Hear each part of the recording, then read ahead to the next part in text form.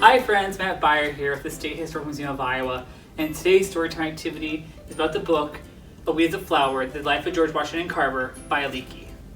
The book tells the story of George Washington Carver. Born the child of enslaved people, George learns the importance of education and develops a deep love of plants. The story follows his life from his birth in Missouri, college education in Iowa, and his important work at Tuskegee Institute in Alabama. George Washington Carver was born in Missouri. After being denied admission to Highland College in Kansas due to his race, he walked to Iowa for new opportunities. He first attended Simpson College in Indianola, Iowa, before transferring to Iowa State Agricultural College, which is now Iowa State University. At Iowa State College, he was the only African American student. He eventually became the first African American to earn a master's degree in 1896 and become faculty at that college. Today's activity is making a torn paper garden scene.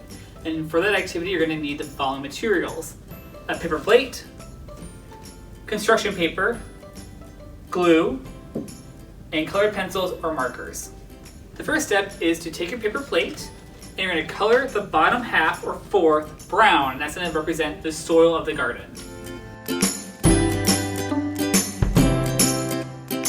After you color in the bottom part of your paper with the brown marker for the soil, go online and read a book and investigate different types of flowers that you can find in Iowa. We'll be using that inspiration to create our own paper-torn flowers in our art. Our next step is to create the stems for our flowers. Now we're using green construction paper. This is a torn paper landscape. The torn makes it more natural. And you're just going to tear out rectangles, and these will serve as your stems for your flowers. You can make a variety of different shapes and sizes of rectangles, and they'll serve as your stems. The next step is to figure out the layout of your design. So using your stems, go ahead and lay them on your paper and how you want them to look. It's nice to spread them out so you can have bigger petals, but that looks pretty good right there. And then once you have these in place, go ahead and use your glue. We're using a glue stick and glue them down.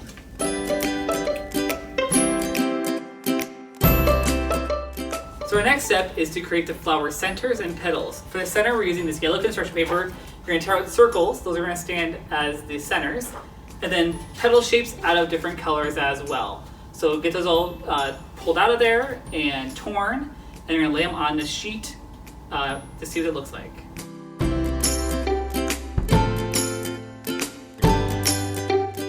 As you tear the construction paper, be creative and think of a variety of designs, colors, and styles you can make your flowers.